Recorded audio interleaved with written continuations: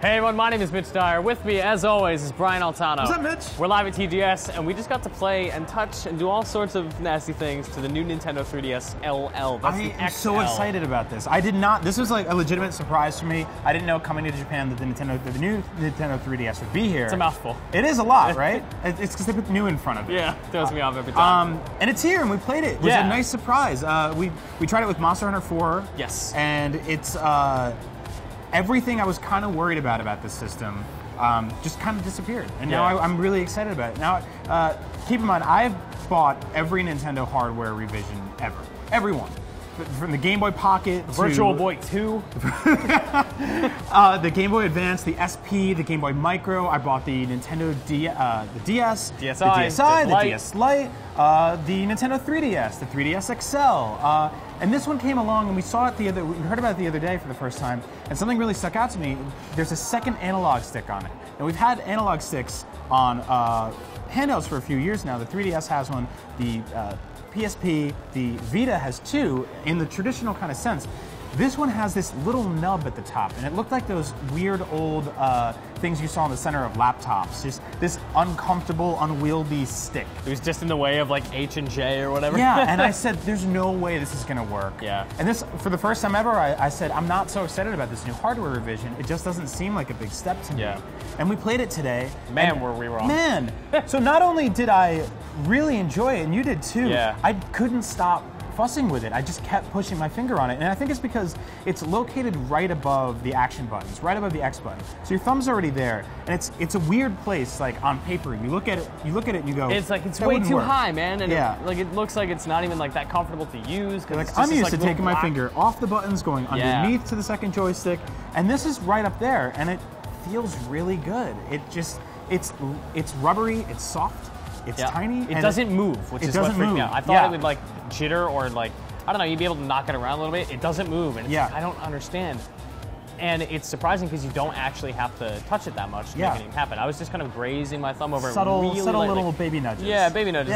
Like if you're like brushing something off your hand, just baby like taps, real just like that. Like you do with your friends. Little flicks. And it's not super sensitive. It's not as precise as even I would say a Vita thumbstick. Yeah. It doesn't have the subtlety. Like I wouldn't want it on the left side because it like really small thing. Like I wouldn't be able to walk if I wanted my character to walk. It doesn't have that degree of subtlety. Yeah, and you had mentioned that when we played it with Monster Hunter, and I thought it worked really well. Great. That game doesn't really have a camera problem, but I did find myself using it more than I do in most games because I just liked using it. Yeah. It was sort of like the novelty, like the newness of it, right? Yeah, it kind of felt like the N64 where for the first time I had this 3D control back then with Mario 64, and I was just using it to look at everything. And here I'm just running around and I'm like, I can move my thumb a little bit and still hit the action button with the same finger and look at the sky and look at the vistas and look at the mountains and stuff like that. And shoot a dragon in the face with my Lance shotgun. And you did mention you're worried about how this would work with something like a dual analog first-person shooter. Yeah. Historically, that hasn't really been something that has been something that a genre that even been a non-issue appears on the 3DS. Yeah.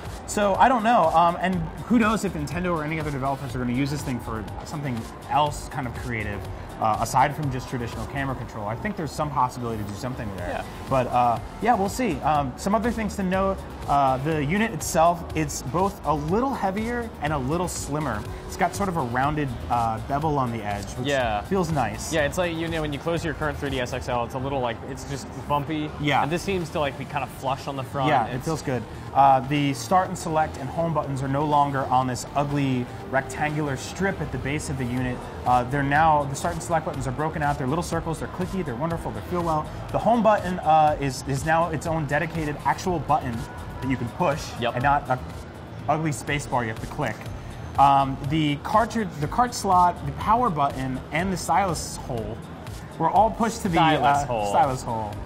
We're all pushed to the base of the unit, right at the front. So I think like those are the things you use those things kind of the least amount of times. Yeah, it's like the most out of the way place, right? So it's kind of good to have them there. And the 3D effect is actually very pronounced now. It's stronger, and that sort of jitter that I think a lot of 3DS users are used to seeing. Where you have to like shake your head, like, am I freaking out? What's going on? When you're holding the 3DS, playing a game in 3D, and you're hit a bump on the bus or something like that, and your hand moves a little. and everything jitters and blinds you. Yep. That didn't really happen here. We both tested it, and it's about 45 degrees in each direction, up and down, back and forth, left and right. Because the camera is tracking you. Yeah. I figured out that's what it was. Like the camera is aware of where you're looking. Really? Yeah. So if you're like, if you move the unit, it's aware of like, oh, that's your face. I'm gonna keep it locked. Interesting. Keep it locked, indeed.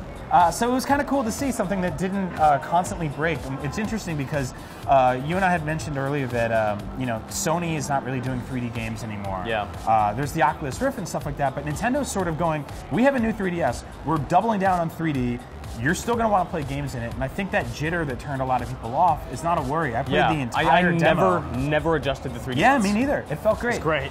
So that's the new Nintendo 3DS LL.